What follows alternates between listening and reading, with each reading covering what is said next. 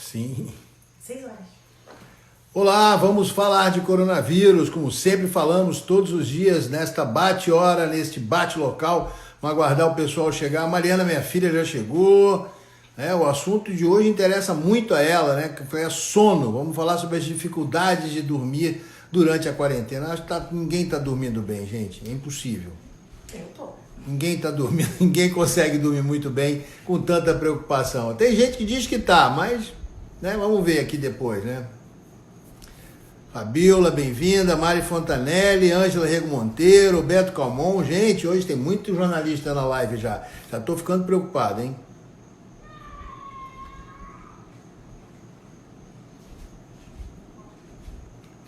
A Mari Fontanelli está dizendo que tá difícil para dormir mesmo, tá complicado. Dona Alzenda, tudo bom? Tá dormindo? Tá dormindo bem? Como é que estão as coisas? Fabíola Seabra, bem-vinda. Cris, Marrariz, Tom. A Mariana Aris é assessora do Fleury. Agradece para ela que... Obrigado, Marrariz. Você ajudou a gente aqui a localizar a doutora Rosana, que vai conversar com a gente hoje. Vamos lá anunciar, então, nossa convidada de hoje, nossa convidada, no caso, doutora Rosana Cardoso Alves, neurologista, especialista em medicina do sono, do Grupo Fleury. Dormir e manter o sono durante a pandemia, tá? Vamos conversar, desculpa aqui, o telefone deu uma piscada, alguém tentou ligar, eu já desliguei rapidinho. Eugênio, bem-vindo. Marco Bispo. Jornalista não dorme, né, Ângela? Ana Cláudia Guimarães também não está aqui dizendo que não dorme nada. Bom, vocês também tem que arrumar notícia, gente. Não dá para dormir, não. Eu já nunca dormi muito bem, mas sabe como é que é, né? Bom, a gente tem treinamento de médico para dormir mal. Faz parte do processo de formação você aprender a não dormir direito. Mas dependendo da sua especialidade, especialmente eu que fiz emergência e terapia intensiva há muito tempo, a gente acostumou a não dormir bem. Mas vamos começar conversando como a gente sempre começa aqui, falando dos números do dia de hoje, né? Como é que as coisas estão. O mundo tem 16.540.137 casos já confirmados, né? Os Estados Unidos, com quase chegando a 4 milhões e meio, 4 milhões 309, caminho rápido para 4 milhões e meio nesses casos. O Brasil, segundo a Fiocruz, atualmente, deixa eu dar uma checada no número da Fiocruz aqui, porque não está no nosso slide, não sei porquê, exatamente. O Brasil tem 2.446.792 casos. E o mundo já chega na conta absurda de 650.300 mortes. Os Estados Unidos com quase 150 mil mortes.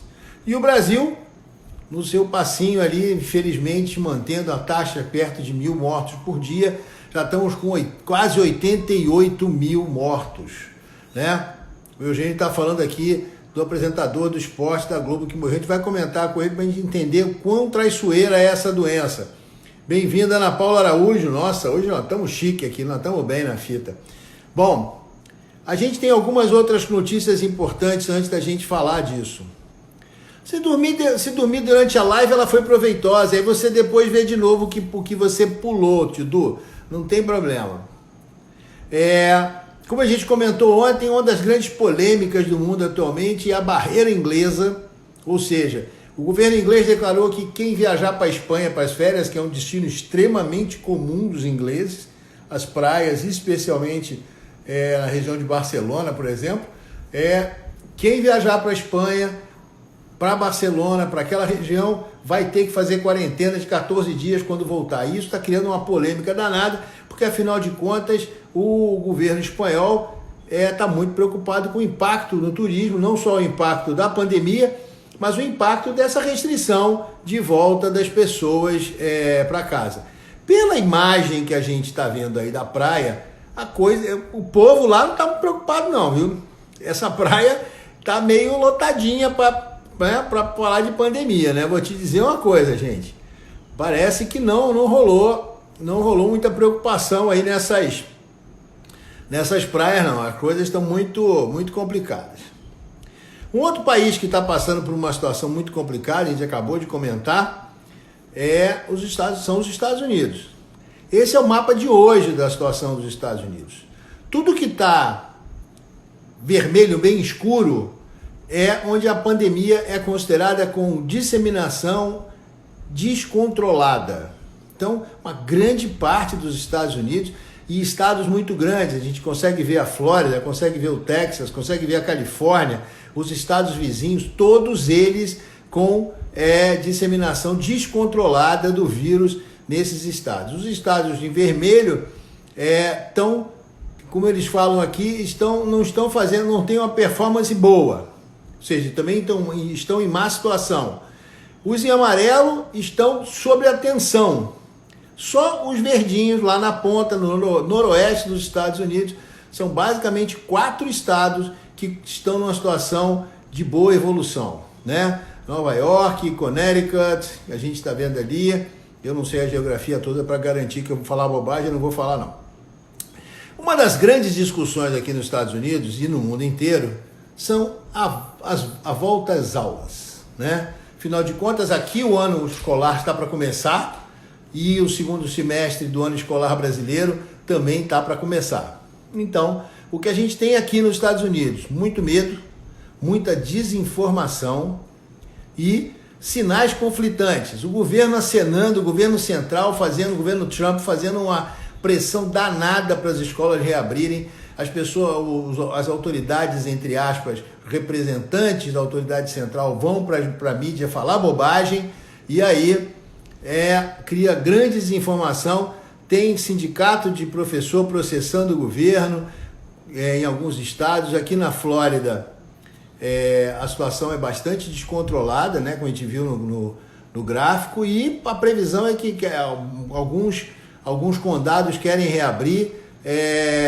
Colocaram a opção para os pais escolherem entre um ensino híbrido, ou seja, presencial e online, ou só presencial, mas ninguém conseguiu bater o martelo, então uma confusão danada.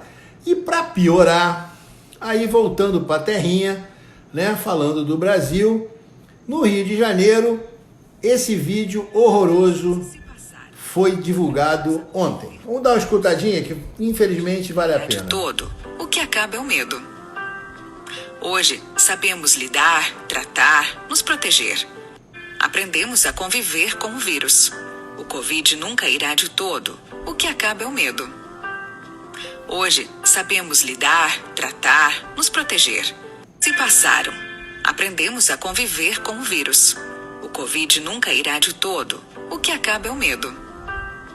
Hoje, sabemos lidar, tratar, nos proteger. A gente vê só os primeiros 15 segundos. Esse vídeo é um vídeo do Sindicato das Escolas Particulares do Estado do Rio de Janeiro. A minha classificação desse vídeo simplesmente, ele é um vídeo genocida. Um vídeo onde quem fez não tem o menor respeito pela ciência, não tem o menor respeito pelas pessoas que trabalham nas escolas, não tem respeito pelas crianças. Então é o seguinte, se você tem filho em escola privada, procure saber qual foi o posicionamento da escola com relação a esse vídeo. Vai dizer muito da escola do seu filho. Vai dizer muito do caráter das pessoas que estão lá dentro, se eles apoiaram ou não esse vídeo, que é no mínimo, desinformação é pouco. Tidu, além de dizer que sabem conviver com o vírus, dizem que confinamento não é ciência, que isolamento não é ciência. Enfim, disseram as maiores barbaridades nesse vídeo. É uma coisa assim assustadora a capacidade do Sinep, exatamente, Flávia, Sindicato dos Donos de Escolas Particulares, de se manifestarem publicamente nas mídias sociais. O vídeo acabou sendo retirado do ar porque, enfim, todo mundo se posicionou de maneira muito clara. Eu até conversei com uma amiga agora há pouco, que tem uma escola privada, ela já conversou com a gente aqui, Carla Maia. A gente conversou, ela estava estarrecida com esse vídeo também. É um vídeo que não vale a pena, Carolina, não vale a pena nem ver, porque é muito triste. E eu acho o seguinte, eu falei para ela e vou falar para vocês o que eu tenho dito em vários grupos de médicos que eu participo. A pandemia, além de algumas outras coisas, vai cobrar da gente, está cobrando da gente que a gente se posicione. Não dá para ficar em cima do muro. Não dá para não dar nome aos bois. Não dá para não dizer que um sindicato desse que produz um vídeo desse é genocida. Não dá para não dizer isso. Não dá para não dizer que um deputado que diz que tem que deixar todo mundo na rua para todo mundo pegar o vírus, que é assim mesmo, ele é um genocida. Não dá para mudar, esquece, não dá para fingir, usar luva de pelica, botar nome bonitinho, não. Temos que dar nome aos bois, seja esse nome o que for. Porque a história vai cobrar da gente. A história que está ali na frente, depois da esquina, vai cobrar a posição de cada um de nós, né? Infelizmente, o Brasil já está carregando esses 87 mil mortos. E vamos carregar mais. A previsão do Imperial College de 160 mil em novembro não tá longe de acontecer. Se nada mudar. E nada parece que vai mudar. Infelizmente, a previsão é de que não mude. Então, a gente vai sim, infelizmente, cumprir essa triste profecia. Para aliviar um pouquinho, eu falei agora há pouco na rádio que o Brasil vai ser classificado no futuro como um experimento biológico, né? Vão olhar e vão dizer assim, o que acontece num país quando ninguém faz nada com a pandemia? Olha para o Brasil. Tá ali. É isso que aconteceu. Sem coordenação, sem nenhuma previsibilidade, nem nada. Sem programa, sem nada. O que acontece quando se encara uma pandemia desse jeito? O que aconteceu no Brasil? Estamos vivendo a pandemia ao ritmo de Zeca Pagodinho, né? Deixa a pandemia me levar, vírus leva eu. Infelizmente, esse é o jeito que o Brasil escolheu para tratar a pandemia. Essa é a nossa triste realidade e ela vai conviver com a gente durante algum tempo. Aliás, teve uma notícia agora muito pouco tempo, muito animadora. O secretário de Atenção à Saúde, que por acaso no quartel do Sargento Tainha é um professor universitário, é um dos poucos que registraram lá dentro, entrou agora em junho, era professor titular da Universidade Federal da Paraíba, declarou que as primeiras doses da vacina serão aplicadas em dezembro, se tudo der certo. Vírgula, se tudo der certo. Né? Então, tomara que ele esteja certo, tomara que dê tudo certo, mas não quer dizer que as coisas vão se resolver. Não quer dizer que as coisas vão se resolver em janeiro, tá, gente? Nós vamos continuar usando máscara, vamos continuar praticando distanciamento social, vamos continuar lavando... Aliás, lavar a mão tinha que ter aprendido desde criança, né? A mãe da gente tentou ensinar, a avó tentou ensinar, a gente é que não aprendeu. O brasileiro é o povo que mais toma banho e que menos lava a mão no mundo. Bom, vamos conversar com a doutora Rosana Cardoso Alves, vamos chamá-la para conversa, para ela falar, né? Porque tá difícil, né? Tá complicado para dormir, tá complicado para manter o sono. Doutora Rosana, bem-vinda. Opa! Estava respondendo aqui outra coisa. Ah, não, mas agora a gente é multitarefa, não tem jeito. Todo mundo faz tudo ao mesmo tempo. Estou aqui com o celular, acho que nunca estivemos tão digital, né, doutor Luiz? Olha. Exatamente. Outro dia Mas eu fiquei chocada também. Olha, primeiro assim, muito obrigada pelo convite, eu agradeço. Eu que agradeço, você ter aceito estar aqui com a gente. Mas continua. Obrigada. Mas eu fiquei chocada também com o vídeo. Eu fiquei assim meio perplexa. Eu estava até mandando mensagem para uma amiga aqui, viu? Porque realmente essa pandemia, eu fiquei chocada com muitas coisas. Vou até fazer um comentário assim, até antes de falar do sono, é que assim, eu acho que para mim muitas máscaras caíram assim, né? Eu acho que eu não via. Então, acho que e aí eu acho que era um pouco ingênua com as coisas. Aí eu acho que assim, eu fiquei um pouco chocada com as coisas que eu vi ao meu redor, né? Algumas posições. E como é impressionante, eu concordo, viu, doutor Luiz, com isso que o senhor comentou me chama a atenção o posicionamento de algumas pessoas nesse momento. Porque é um momento tão delicado que a gente está falando da saúde das pessoas. Por exemplo, hoje eu vou falar do sono. Por que o sono foi tão alterado, né? Mas justamente é uma questão tão emocional, tantos aspectos delicados, as pessoas lidando com tantos lutos, perdas. Eu acho que a gente tem que ter, no mínimo, o respeito por tudo isso que está acontecendo. E algumas posições eu vejo, fala, falta respeito, falta assim, uma posição assim, de proteção à saúde. Por isso eu concordo plenamente aí com sua introdução hoje aí. Eu vou só isso a senhora falou, tem uma coisa importante que eu esqueci de falar, que infelizmente a gente tem que registrar, né? O falecimento do jornalista Rodolfo Rodrigues, do Sport TV hoje. E o que é pior, tem gente no Twitter fazendo piadinha com isso, né? A turma do outro lado está fazendo piadinha com essa história.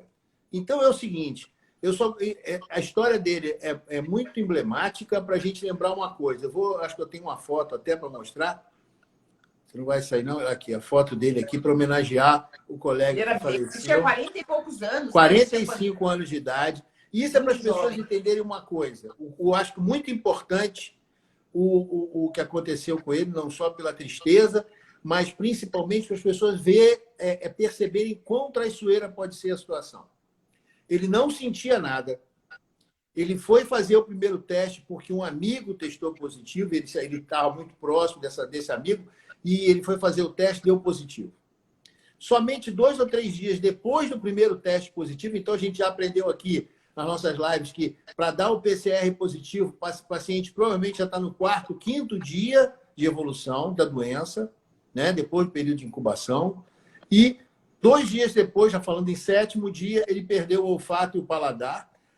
Uma semana depois, no clássico, naquela fase da virada perigosa da doença, por volta do 14º dia, ele se sentiu muito mal, foi ao hospital e já tinha um quadro muito grave de uma trombose cerebral. Precisou fazer uma neurocirurgia, colocar uma válvula para drenar, para diminuir a pressão no cérebro e, infelizmente, faleceu. Fica aqui a homenagem a ele e à família também por essa história. Mas é para as pessoas entenderem, quando elas falam, mas eu testei positivo e não sinto nada. Meu amigo, tomara que você passe o curso todo da doença e desvie para o lado bom. Porque a gente sabe que 85% das pessoas pode sair muito bem dessa história. Né? Agora, entre 15% e 20% vão precisar ir para o hospital, 5% vai precisar ir para o CTI, e dependendo do local, a gente pode ter uma mortalidade até igual ou maior do que 5%. Então, é para as pessoas entenderem que o exemplo dele deve servir para a gente saber que a doença viral é uma doença muito traiçoeira. Então, desculpa interromper, mas é que eu tinha passado, fiquei tão indignado com a história da escola que eu esqueci de falar dele. Mas fica aqui a homenagem ao colega que faleceu. Mas com certeza. Não, super bem colocado. Mas, novamente, aí, boa noite a todos. Eu sou Rosana Cardoso Alves, obrigada pelo convite. Mandem perguntas, que eu gosto de interagir. E aí eu vou começar comentando, assim como o fato triste que aconteceu hoje, desde março a gente está convivendo com muitas situações assim tristes, desastrosas, ou que assim de incertezas e assim de conflitos de opiniões, né? Então assim, todo mundo acho que nesse período aí passou por tudo isso. Então eu brinco assim que para o nosso sono a gente teve infelizmente como se fosse uma tempestade perfeita.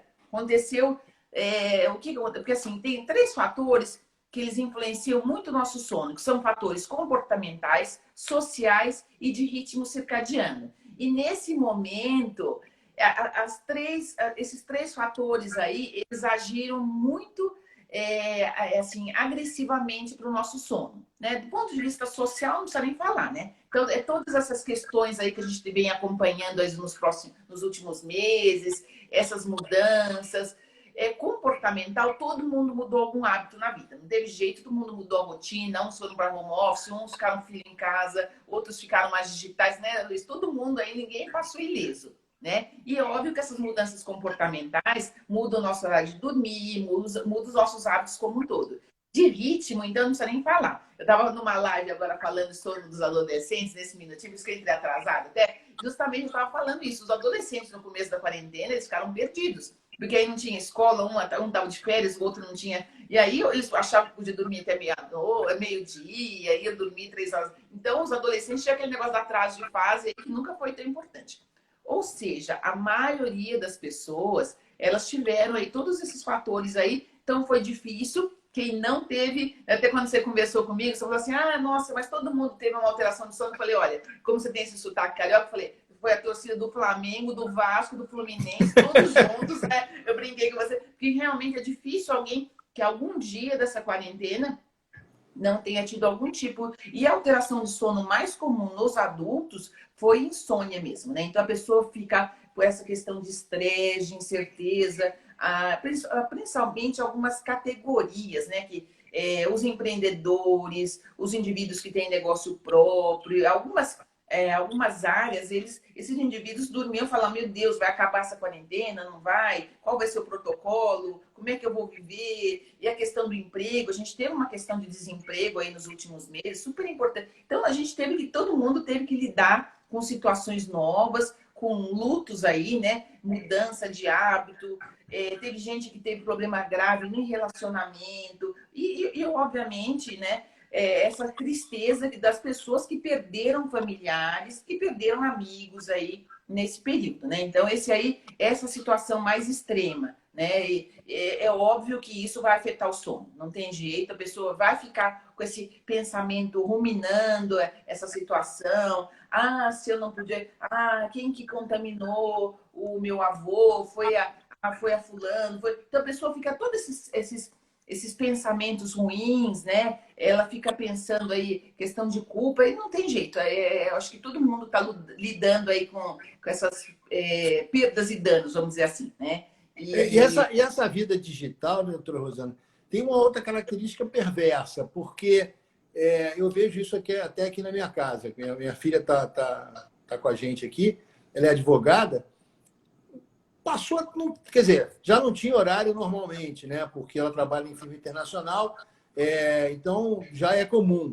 Mas virou uma rotina, ou seja, o horário que passou a vigorar é o horário do chefe, no home office, que nem sempre é o meu horário, né? Pode não ser o meu, mas o meu chefe é um cara diurno, maravilha, vai ficar mais ou menos como era. Mas se o meu chefe for um cara que gosta de trabalhar de madrugada, tá todo mundo lascado, porque ele vai trabalhar de madrugada e o pessoal vai ter que responder às demandas dele, né? Então, eu tenho observado isso. Ela tem colegas que funcionam durante o dia, tem colegas que funcionam durante a noite, fora o fato de que trabalha, às vezes, fora com clientes de outros fusos horários. Então, quer dizer, essa vida digital, o home office, tem suas vantagens? Até tem. Mas uma das armadilhas que eu percebi foi essa. Se você perdeu aquela referência burocrática, ou pelo menos organizacional, do horário de trabalho, né? As pessoas estão trabalhando o tempo todo, se bobear. Se deixar, trabalha o dia inteiro, trabalha a noite inteira. Eu acho que essa queixa que você está comentando é muito comum. Acho que todo mundo foi para home office, o que eu tenho ouvido dos pacientes, dos amigos, é que assim, não tem mais fim de semana, noite... tem reunião, uns horários malucos, o dia inteiro, e responde no WhatsApp o dia inteiro, de noite, se deixar, o outro tá no outro fuso horário, fica respondendo, e marca reunião. Eu vi até uma brincadeirinha lá daquele menino lá do filme lá. Ai, meu Deus, eu tenho medo de acordar de madrugada e ter mais um link para reunião. Eu morri de rir com esse link. Você deve ter, porque é exatamente isso. As pessoas começam a ter um monte de... o que eu tenho conversado com os pacientes, com amigos, que parece que eles trabalham mais. E tem um estresse digital, sabe isso? Porque eu não vou te parar de chamar de senhor, porque aí você para de chamar pelo amor de Deus, né? Não tinha te pedido isso. Então, Luiz, sabe o que? Porque quando você está numa situação presencial, principalmente a gente que é médico, você atende o paciente, você está no consultório, ou você está dando uma aula, uma palestra, você interage com as pessoas. Quando a gente está numa atividade digital, parece que o seu foco tem que aumentar, e isso gera um estresse. Eu tenho feito telemedicina, eu vejo, nossa, para mim é um estresse, eu tenho que ficar avaliando, eu acho que é mais cansativo. E eu acho que todo mundo que está trabalhando em home office está se queixando dessa questão aí, e algumas vezes tem mais cobrança. Você falou aí, parece que, não está em casa mesmo, então tem que produzir mais. E não é bem assim, né? A pessoa não consegue, ela tem que ter um mínimo, um pouquinho de lazer, ter um momento de alimentação, um momento que ela sai. E outro problema é que no fim de semana, como a gente não está viajando, não está passeando, então as pessoas... Deu uma travadinha. Bom, uma coisa que a gente viu aqui, as pessoas falarem, que eu acho que tem a ver com isso, é essa coisa de que... Outro dia eu recebi uma charge, eu comentei aqui no dia, circulou pelo mundo inteiro, eu acho. Tinha um sujeito trabalhando no escritório, aí chega provavelmente a esposa, ele fala assim, eu não sei mais se eu trabalho em casa ou se eu moro no trabalho, né? E aí as pessoas até colocaram isso aqui, várias pessoas colocaram, a Fabiana colocou, a referência da casa como local de descanso acabou, né? Então não tem aquele lugar, né? A Elisa Norte, que é psicóloga, foi a mesma coisa. Perdeu essa referência da casa, né? Como dormir. E a Sandrinha Cauã, que trabalhou com a gente na TV, e a Mari, que também trabalha lá ainda, e isso acontece comigo. Está acontecendo com elas e comigo. Eu vou dormir, durmo 3 horas, 4 horas no máximo e acordo. Não consigo dormir de novo. Demora muito. Quando eu consigo dormir de novo? O ciclo de sono diminuiu assim muito. Ficou... Apaga, porque está morto, aí dorme. Aí 3 horas depois acorda. E aí começa tudo de novo. É complicado. Então, é que assim, uma situação que foi muito comum para todos nós é que todo mundo ficou mais ansioso, né? Então, essa ansiedade faz a gente demorar a dormir, acordar mais à noite. Mas você comentou uma coisa, a referência do quarto, porque assim, o que está acontecendo é que as pessoas, muita gente pega o notebook e trabalha com o notebook na cama. Então, para ela, não é mais o quarto de dormir. É tudo que a gente fala, assim, aquelas orientações de higiene do sono. Olha, não fica trabalhando no quarto. Só que tem algumas famílias que, por exemplo, às vezes eu tenho um amigo que brinca que a família, a casa dele virou uma estação de coworking. Porque aí os filhos, um está assistindo a aula aqui, o outro está assistindo a aula ali, a mulher está dando aula ali. E ele tem, entendeu? Sobra o quarto para ele. Então, ele tem que pegar o notebook e trabalhar no quarto. Então, é uma situação, quem tem mais pessoas na casa tem que distribuir o espaço, né? Que não é muito simples. Então, e é isso, esse estresse, essas preocupações excessivas. Então, eu vi que alguém perguntou aí de dicas. Uma das coisas que eu tenho falado, acho que desde março, desde o início da quarentena, eu falo, gente, depois das 6 horas da tarde, desconecta um pouco. Tenta desconectar, nem você tem que desligar o celular mesmo, seu chefe vai ficar bravo, mas você desconecta um pouco aí. Não assiste, não ter TV aberta, mesmo assim, por rede social, só se for amigo mesmo que vai falar coisa agradável. Se for coisa pesada, conteúdos pesados, depois das 6 da tarde, a Elisa aí, ó, depois das 6 da tarde, você evita. Porque senão você vai ficar com esses pensamentos aí negativos, né? Que a gente chama aqueles pensamentos automáticos negativos, e aí você não vai conseguir dormir. Então, TV aberta é uma, não desliga aí. Depois da noite, aí, não, tenta se desconectar o máximo. Se puder desligar o celular, é até melhor, viu? Olha, bota o modo avião. Agora o outro aí, a galera já está lembrando aí. Aí depois da live. Depois da live, depois das 7, pelo menos. Depois das 8. Não, mas eu brinco com os meus amigos, sabem que eu dou uma desconectada mesmo. Eu brinco, eu faço um detox digital, viu? Tem uns horários aí, como hoje eu não presto assim, assistência hospitalar, tem um horário aí que eu dou uma desligada, porque senão... Aí a médica é especialista em sono, ficar com insônia. Eu vou dizer que é muito difícil, sabe por quê? Tem um monte de jornalista aqui na live que eu fico nessa fronteira. Eu tenho que falar na CBN às 9 da manhã. Então, aí eu acordo às 3 da manhã, sabe qual é o primeiro pensamento que eu tenho? Aconteceu alguma coisa, eu tenho que saber, porque vão perguntar às 9 da manhã. Eu vou lá olhar, não tem jeito. Eu não consigo não olhar, é impossível. Jornalista e médico é um problema. Jornalista eu juntei os dois, então eu estou lascado. Exatamente. Porque fica aquela coisa no Twitter a madrugada toda, né? O Twitter tá rodando aí, né? 24 horas, né? Porque ainda mais que tem os fusos, né? Tá o negócio... Quem trabalha em mercado financeiro, então, 3 horas da manhã, o cara está conectado nos mercados asiáticos aí, porque também, né? O cara já tem que saber o que está acontecendo na bolsa lá, o que vai acontecer aqui. Aí deu uma travada. Opa. Deu sim. Mas vai destravar já. Então, mas eu acho que você entendeu. A gente tem que tentar dar uma... o que você pode mais cedo, mas não fica com essa ansiedade aí, viu, Luiz, de ficar vendo de madrugada as notícias. Porque todo dia vai acontecer alguma coisa. Você, como jornalista e médico, você sabe isso. Todo dia, toda noite vai acontecer alguma coisa. Então, estabelece um horário. E pelo menos aí um período da noite você fica desconectado. Eu acho que é o único jeito. Porque senão... E assim, são notícias desagradáveis. Esse que é o problema, né? Que antes da epidemia, notícia sempre teve o tempo todo. Mas é que agora são notícias, às vezes, assustadoras, né? A gente não são notícias aí... E são imagens que, às vezes, nos chocam. Mesmo a gente que é médico, que está acostumado, tem umas situações que você fala, nossa, meu Deus, como isso está acontecendo, né?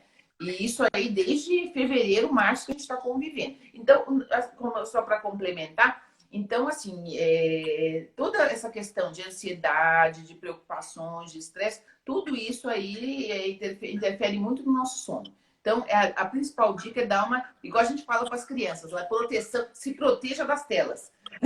Depois da noite aí. Isso é muito difícil, porque, por exemplo, os adolescentes, eles já têm essa dificuldade natural, né? Porque o dia a dia deles já é esse. Se eu deixar, meu filho vai ficar jogando videogame até as 4 horas da manhã. Não tem jeito. Ainda mais que os amigos estão em outros lugares do mundo, eles falam com o mundo inteiro, tudo joga conectado, o mundo todo ao mesmo tempo. Então é um negócio muito difícil. Eu queria perguntar uma coisa que eu acho que é importante. Muita gente tem recorrido ao bom e velho álcool para resolver ajudar a dormir, né? E isso não é uma solução. O álcool, assim, do ponto de vista do sono, ele é péssimo. As pessoas têm um mito, né? Que a pessoa acha que o álcool ele ajuda no sono, porque dá aquela sensação de relaxamento, mas o álcool, assim, ele interrompe mais o sono fica mais fragmentado. Como ele aumenta o relaxamento muscular, quem tem apneia piora da apneia, diminui o sono REM. Então, assim, o álcool tem vários efeitos negativos no sono. Então, isso que o álcool melhora o sono, não é verdade. E tem gente que está lançando mão até de medicamento, né? A Catarina falando aqui, o Rivotril, nome de marca, é super comum, uma medicação que às vezes eu brinco que parece que virou jujuba, né? Porque todo mundo está usando, né? O mundo inteiro está tomando. Então, tem uma... outro dia eu até gravei um vídeo comentando, porque assim, algumas medicações assim, mais ansiolíticas e alguns antidepressivos têm sido mais usados. Isso já tem essa estatística, viu, Luiz? Tem estatísticas de alguns países e aqui do Brasil também, que aumentou o consumo de várias medicações ansiolíticas e antidepressivas. Os antidepressivos, tem uma curiosidade, não sei se você lembra que alguns antidepressivos eles pioram o síndrome das pernas inquietas. E quem tem pernas inquietas tem insônia. Então, o indivíduo toma antidepressivo achando que vai melhorar o sono, às vezes ele piora das pernas inquietas e não melhora o sono. Então, porque nem toda medicação vai funcionar para aquele paciente, né? Mesmo ansiolítico, não é todo ansiolítico. Então, assim, tem que procurar uma especializada aí para não entrar em fria também. Então, a pessoa acha que está tomando uma medicação e às vezes tem um outro efeito colateral que vai ser pior. Então, medicação... Agora tá rolando uma tretazinha aqui na nossa timeline, aqui, entre duas... Eu tô vendo que tá passando um monte de comentários aí. Tem duas amigas queridas aqui fazendo uma treta, a Ana Paula Araújo e a Sandrinha Camanho, discutindo sobre melatonina, né? Ah, sim. É um negócio que também virou jujuba, né? Todo mundo toma melatonina. Pior. É o menos pior da história, eu diria. Eu fiz uma experiência com melatonina quando eu trabalhei na Olimpíada de 2008 na China, para o Comitê Olímpico. A gente tinha uma base de aclimatação. E a gente recebia os atletas para eles aclimatarem antes de ir para Pequim. Sim. Então, a gente fez um experimento com melatonina, mas é aquela história, melhorava, mas a diferença de fuso, você precisa de um dia para cada hora, mais ou menos, para você se ajustar. Com a melatonina, a gente conseguia levar os atletas para 8 dias ao invés de 12. Era muito complicado. E olha que eles tinham uma rotina de treinamento físico, que, aliás, é outro ponto que eu acho que é importante a gente tocar, né? A importância do exercício na regulação do processo de sono também, né, doutor? Sim. Então, a melatonina ele tem um efeito muito mais cronobiótico do que hipnótico. Então, para essas alterações de fuso horário, é recomendado. E é exatamente isso que você falou. Em geral, a gente corrige 1 hora por dia. A melatonina ela dá uma acelerada nesse processo. Então, a indicação maior é para alteração de ritmo. Então, para quem está com muito problema de ritmo nessa quarentena, aí acaba dormindo em horas erradas, às vezes a gente fala, tudo bem, a melatonina vai dar uma ajudada para acertar o ritmo. Mas como hipnótico mesmo, ela funciona pouco. Mas já saíram vários trabalhos aí relacionados com o Covid. Teoricamente, não tem nenhum problema com o Covid. Tem até alguns estudos que até parece que tem algum efeito protetor até. Então, assim, não tem um... Porque existe uma preocupação, assim, será que não... O pessoal fica tomando tanto remédio, e aí também, desde o início, aí teve toda uma discussão. Começou com o ibuprofeno, aí depois teve a losartano, teve várias medicações aí, faz bem, faz mal, que não sei o quê, né? Então, aos poucos vão saindo os estudos aí, a gente vai aprendendo. Mas a melatonina parece que não tem nenhum efeito prejudicial e alguns estudos parecem que até protege um pouquinho do ponto de vista pulmonar. Não sabemos ainda, então aí temos que aguardar os próximos capítulos. Mas assim, não, pelo menos não é das medicações aí que são melhor não tomar de jeito nenhum. Então, eu acho que se a pessoa conseguir não tomar nada, é melhor. Melhor, né? O Ivan tá brincando aqui, perguntando qual o remédio para parar de dormir demais, porque ele está dormindo demais. Às vezes, dormir demais é tá fugindo dos problemas também, né? Porque a coisa tá complicada, melhor ficar quieto na cama, né? Então, é que a queixa de sonolência excessiva, ela pode, então, tem vários fatores, né? Então, uma delas, por exemplo, quem tem apneia do sono, você lembra, né? Quem tem apneia do sono tem uma tendência a ter mais sono. Então, se a pessoa já tem um ronco excessivo, se por acaso estiver com sobrepeso e estiver tendo pausa respiratória, então precisa investigar que tem apneia. Que no adulto, sonolência excessiva ou é privação de sono, na maior parte das pessoas, né? Que é dormir pouco mesmo, que é o indivíduo que acordou um monte de vezes à noite, dormiu pouco, ou, que é a privação, ou a apneia. A gente tem outras doenças, como narcolepsia, você lembra? Tem algumas outras doenças, mas são mais raras. Mas esses indivíduos agora na quarentena tá mais complicado. Como eles têm tempo para dormir, eles estão dormindo demais, sim. Então, dormir demais também não é bom. Cuidado. Tá? Outra coisa que a Infantidu, que está sempre com a gente aqui, também levantou a bola, que é a questão do... Aí a gente vai começar com o colchão, mas eu queria que você falasse um pouco do ambiente como um todo, né? Que a gente não cuida muito desse local que a gente dorme, né? Sim, e é muito importante assim, você ter um ambiente com uma temperatura agradável, silêncio, tranquilo. Então, assim, isso daí ajuda. Para algumas pessoas que têm mais dificuldade de iniciar o sono, às vezes essas coisas técnicas de relaxamento, uma música relaxante, técnica de mindfulness. Então, essas técnicas aí, que eu vou colocar tudo como no mesmo grupo aí de técnicas de relaxamento, e até pode ser uma música mesmo, bem tranquila, e você coloca no timer lá para tocar 30 minutos, por exemplo, lá se for na televisão. Tem vários jeitos hoje em dia, né? Mas, enfim, elas podem ajudar. Mas eu acho que é importante... Aliás, quando o paciente vem, as primeiras coisas que eu falo de higiene do sono, eu falo, observe o seu quarto. Se tem alguma coisa está te acordando, se é ruído excessivo, se é temperatura, se tem alguma coisa no seu quarto que atrapalha o seu sono. Então, é o primeiro passo aí para você conseguir dormir bem e tentar aí mudar. Se você não tem uma rotina adequada, tentar ir dormir no mesmo horário. Né? Eu acho que isso aí é uma coisa que a gente sempre a gente fala aí desde o início da quarentena, essa questão aí de bate na mesma tecla aí de manter rotinas. Isso daí ajuda bastante. Aquelas malditas luzezinhas vermelhas ou azuis dos stand-by de aparelho que fica no quarto, a televisão, o carregador do não sei o quê. Você olha assim, parece um monte de gato dentro do teu quarto, tem um monte de luzinha vermelha olhando para você. Aqui isso atrapalha também, né? Com certeza, com certeza. Então, se puder desligar, é melhor. É que tem alguns casos que você não consegue, né? Mas às vezes tem gente que acaba dormindo até dentro de casa lá com o tapa-olho mesmo, para diminuir a luz mesmo, não tem jeito. E outra coisa e aí, assim, principalmente quando estava falando de adolescente, quem tem dificuldade para acordar de manhã, tem um horário aí que colocar luz mesmo na cara mesmo, né? Igual a gente faz. Eu estava até brincando em país frio, não sei se você já viu aquele negócio de terapia de luz, que eles veem, eu brinco que é o mini holofote, que aquele negócio lá dá o horário, ele taca a luz na cara da pessoa mesmo, que é para justamente aí. Se puder sair enfim, dependendo da situação, poder sair na rua ou se expor a luz do sol, a luz do dia ajuda, né? Dá uma regulada no nosso relógio, né? Isso é o ideal. Se a pessoa puder, tiver contato aí, você já tá, você pode sair à vontade na rua, né? Então, ótimo. Então, é bom para você fazer uma caminhada aí com a luz do sol. Isso é o melhor. O Ivan está perguntando aqui que ele ronca demais. Tem a ver com a apneia ou dificuldade de respirar. Eu acho que tem que ser estudado, né? O caso dele para ver o que precisa, ele tem a sonolência. Também ele dorme demais. Ele mesmo. Então, tá vendo? Eu fiz o seu diagnóstico pela live.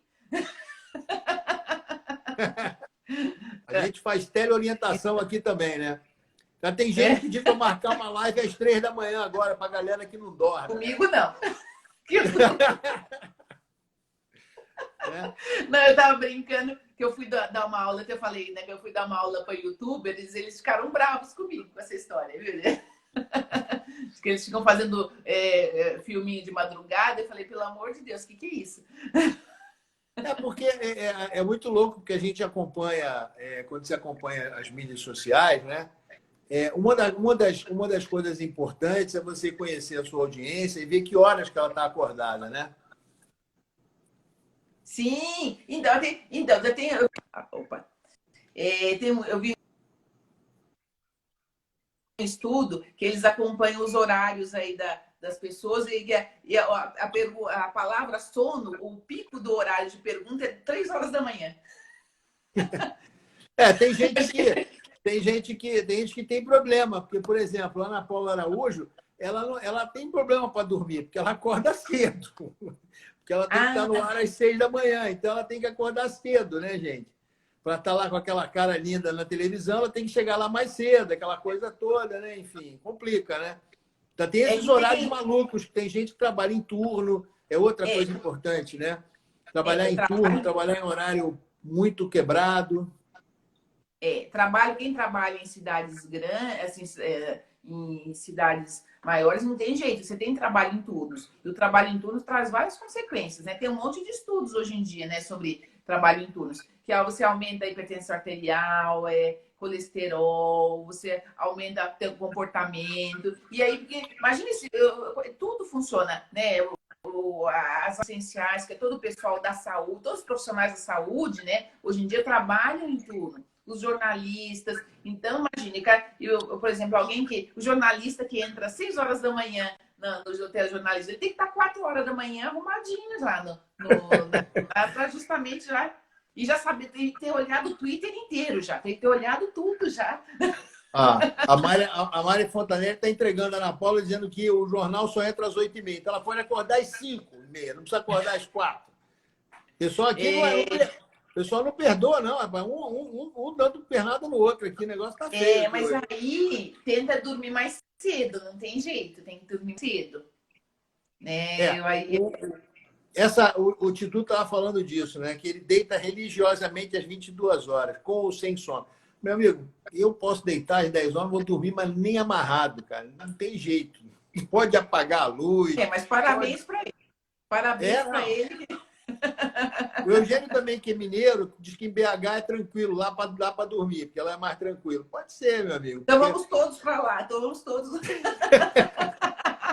O problema de ir para Minas é que a gente vai acabar tendo a apneia do sono, porque a gente vai engordar, porque a comida é boa, né? Então, é verdade. É um problema danado. Doce de leite lá, aqueles queijos bons lá engorda. Você sabe que um dos problemas aumentou aí, não sei se você já comentou sobre isso, mas aumentou a obesidade agora na quarentena. E a obesidade se aumenta a apneia do sono também. Então, ou seja, aí também as coisas, infelizmente, tudo altera o sono, né? Infelizmente, aí a gente tem... Aí a Mari Fontanelli pegou o gancho que eu joguei para ela e perguntou assim, qual a relação do horário de comer e a qualidade do sono? Tem um horário limite para a gente se alimentar, para não atrapalhar o sono? Quando a gente fala de rotinas, não é só a rotina do sono, é a rotina os horários de alimentação também. Então, assim, você comer muito tarde, né? O brasileiro tem mania de comer churrasco 10 horas da noite, é péssimo isso. Porque a digestão é ruim, tem muitos alimentos que provocam um refluxo gastroesofágico. E o refluxo é um grande vilão do sono. Se a pessoa já tem um pouco de refluxo, aí ela come demais à noite, não tem jeito, ela vai ter refluxo e vai atrapalhar o sono. Então, esse negócio de comer muito à noite aí, comer coisa gordurosa, alimento... isso aí faz sentido, sim. Então, tem que evitar. E ele tá falando de barulho aí. Aí o pessoal falando que barulho de moto, buzina, sirene, né? Aí complica, né? Então, olha, vai dormir em Nova York, você vê o que é bom. Não, mas teve um dia que teve uma mãe, porque assim, aqui em São Paulo, a gente estava tendo um panelaço todo dia 8 horas da noite. Um período aí longo, né? Aí tem uma amiga que falou, mas eu tenho um filho pequeno, 7h30 da noite eu coloco meu filho para dormir. Quando ele tá pegando no sono, começa a barulheira. Então é complicado isso, né? Essa coisa da liberdade de expressão. Tem que mudar o horário. Vai ter que botar o filho para dormir depois do panelaço. Olha, não tem jeito. Eu falei, olha... Aprende aí que não tem saída, né?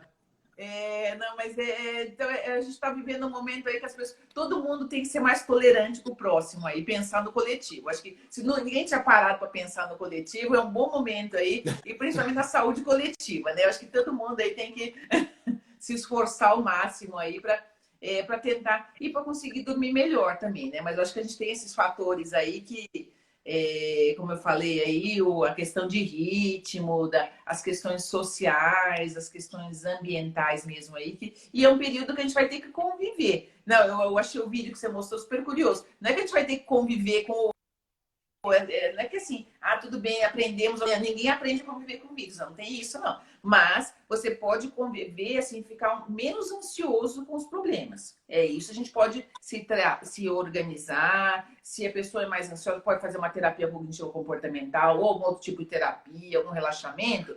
Então, conviver com esse estresse coletivo. E isso a gente pode fazer. Agora o resto do vídeo aí, socorro. Então, vamos lá. Ter rotina ajuda a dormir melhor, é importante para dormir melhor. Alimentação dentro dessa rotina, ter horário certo, não ser aquela coisa de vou comer agora, beliscar mais tarde, não pode. Né? O álcool não ajuda a dormir, apesar de dar molezinha, ele não vai fazer ninguém dormir por causa disso. Né? E também fazer exercício também ajuda. Aí a Mari Fontanelli perguntou uma coisa agora que eu nunca pensei. Tomar banho antes de dormir ajuda ou atrapalha? Em geral, ajuda, porque é relaxante. É relaxante, sim. A maioria das pessoas assim, dá uma sensação de bem-estar. Então, tudo que assim, te der uma sensação de bem-estar e para essa transição da sua vigília para o sono, é bom. Né? Então, se você for ver alguma coisa assim, uma série, um filme, tem que ser uma coisa bem light. Não vai ficar assistindo aí aquelas séries históricas super pesadas aí, porque aí, entendeu? Então, tudo... Mas voltando aí, o banho é bom sim. E evitar a cafeína. O Eugênio lembrou bem disso, né? Sim. Opa, estou esquecendo de falar uma coisa super importante. Todas as bebidas cafeinadas, elas atrapalham o sono. Bem lembrado, viu, Eugênio? Muito bem lembrado. Então, assim, os energéticos, os refrigerantes com cafeína, alguns chás, né? Então, tem que realmente evitar. Eu acho que isso aí é importantíssimo. Lembrar que o chazinho preto, a maioria deles tem cafeína, né? Tá. Vou tomar só um chazinho. É a cafeína do mesmo jeito, né? Mas... tem que ser só o chá, como é que chama os chás? Descafeinados.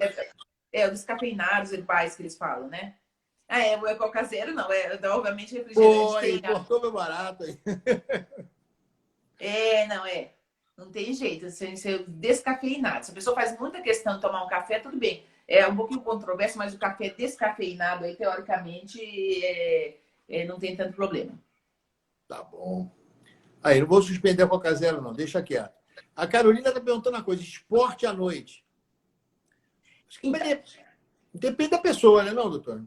Não, é assim, os esportes, assim, se for um alongamento, se for uma atividade física leve, ajuda. Agora, atividade mais aeróbica, correr, bicicleta, atividade física mais intensa, atrapalha o sono. Tá? Pensei que cansasse, porque... Eu, por exemplo, detesto fazer exercício de manhã cedo. Meu negócio é fazer de tardinha, de noite. Né? Mas depende, mas é individual, viu, Luiz? Isso aí é individual. Tem gente que até faz ginástica, assim, à noite e não atrapalha o sono. Então, não, isso aí é individual. Mas, assim, em geral, a gente evita a atividade aeróbica intensa, não fazer 2, 3 horas antes de dormir. Evitar fazer um pouquinho mais cedo. O Eugênio perguntou uma coisa que é relaxante. Namorar pode, né? Isso aí é liberado. Pelo menos para a maioria das pessoas é relaxante. Não, é até engraçado isso, né? Com a quarentena, eles falam assim, olha, aquelas regras de higiene do sono. Falam, olha, o quarto de dormir só deve ser usado para o sono e para o sexo. E agora, com a quarentena, virou escritório, né, da maioria das pessoas, né? Aquilo que eu falei, a pessoa leva o notebook, então o quarto, a pessoa faz alimentação no quarto, ela fica lá faz live no quarto. É complicado. Então, o quarto virou multiuso, e aí, dependendo da família, não tem outro espaço, né? Infelizmente, aí As pessoas tiveram que se reorganizar. Doutora Ana Beatriz virou corredora, infectologista, minha colega de turma, diz que acorda às 4 da manhã para correr. Bia, fala sério, Bia. 4 da manhã não dá não, cara. 4 horas da manhã é hora para começar a dormir. Eu vou contar olha, uma eu história. Parabéns para ela, viu? Também tem que dar. Eu vou contar a história que é o seguinte, eu tinha um chefe, né? Logo que eu comecei a trabalhar em clínica privada, eu era assistente de um colega, como todo mundo já foi na vida. E ele virou um dia para mim e falou assim, meu filho, você está na profissão errada. Eu falei, por quê? Você devia ser músico. Porque meu melhor sono, sinceramente, se eu pudesse escolher, eu dormiria de 4 às 10. Seria perfeito. Ele falou, você está na profissão errada, esse é horário de músico. Meu filho. Você é músico que dorme às 4 da manhã. Mas para médico também dá jeito, né? Eu dava muito plantão nessa época, então era muito mais fácil, né? Bom, doutora Rosana, eu quero agradecer muito. Fazer só um comentário. Porque assim, a gente tem um espectro da normalidade. A gente sabe que algumas pessoas são mais matutinas e outras são mais vespertinas. E isso tem um determinante genético. Então, a sua colega aí, ela é uma matutina extrema. E se ela está adaptada, ela acorda cedo e vai correr, então, de repente, ela é o jeito que ela funciona bem, né? E eu já tive uns pacientes hipervespertinos que às vezes você fala, não, então adapta a sua atividade profissional. Então você tem que fazer alguma coisa aí que você fique mais acordado à noite. Então, hoje em dia, quem trabalha em cidades maiores tem várias possibilidades aí de atividade. Mas às vezes o fato da pessoa ser muito matutina ou muito vespertina, você tem que adequar a atividade da pessoa. Isso é interessante. Eu já tive uns casos bem curiosos aí da pessoa falar, olha, você tem que mudar de profissão, você está na profissão errada. Meu chefe falava isso para mim, que eu tinha que ser músico, porque meu horário era de músico, não era de médico. Porque de manhã cedo não é o ideal. Mas jornalista também tem uns horários bem complexos, né? Acho que eu escolhi errado 2 vezes, não tem jeito não. Mas hoje foi difícil. Mas olha só, queria lhe agradecer muito, Rosana. A conversa foi ótima. Obrigado pela participação. Acho que o pessoal também se divertiu, gostou muito. Nossa função aqui é levar informação e também não ser tirar um pouco do estresse desse dia a dia, né? Sim, isso é uma coisa.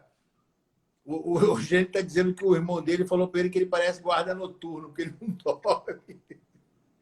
Mas né? Tem gente que o guarda noturno não dorme, não tem saída não, né, cara? Ele acostuma. Mas então é isso.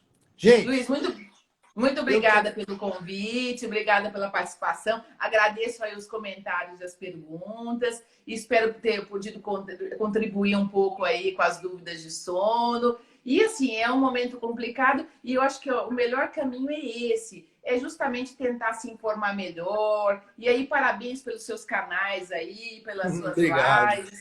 E você acaba contribuindo muito aí para esclarecer. Eu acho que assim, a pessoa esclarecendo aí, quando ela tem alguma alteração de saúde, se ela consegue esclarecer um pouco, ela já fica um pouco menos ansiosa. Então eu tenho isso por esse motivo. Então, acho que é o melhor caminho que a gente tem agora, informar melhor, tá? Parabéns e muito obrigada novamente pelo convite, viu, Luiz? É isso, eu que agradeço muito a sua participação. Queria lembrar a galera que sexta-feira é o aniversário, são 6 meses de live. Quem quiser participar, manda mensagem privada, que a gente está fazendo a listinha. Vamos chamar as pessoas para falar com a gente, tem que ser rapidinho para caber todo mundo. Outra coisa importante, não esquece de visitar o nosso site, pordentrodocoronavírus.com.br, tem muito material interessante. Começou uma campanha muito legal lá, que é Saúde Não Tem Hora, campanha no nosso site acontecendo para falar que nós estamos no meio da pandemia, mas quem tem pressão alta, quem tem problema coronariano, quem tem problema de pulmão, quem tem problema renal, tem que se tratar, gente. Então, é sobre isso, parceria com a Sociedade Brasileira de Cardiologia, de Pneumologia, enfim, tudo isso lá. E depois, a live vai para o canal do IGTV, vai ficar no IGTV aqui no Instagram, e vai também para o canal no YouTube, o DR Luiz Fernando Corrêa. Vai estar tudo lá para vocês. Gente, continuamos na campanha.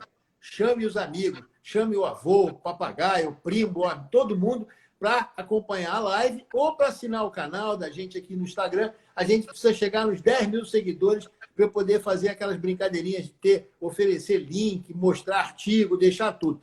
Valeu? Agradeço a vocês a presença. Amanhã estamos de volta. Amanhã a gente vai falar sobre bruxismo diurno. Eu não sabia, não tinha a menor ideia do que era isso. Vocês vão descobrir o que é isso amanhã, né? E é muito importante a gente saber, porque é uma coisa que vai atrapalhar, pode atrapalhar a sua qualidade de vida no futuro. Beijo do Doc para vocês. Tchau, doutora Rosana. Obrigado de novo. Tchau, obrigada, querido. Tudo de bom, viu?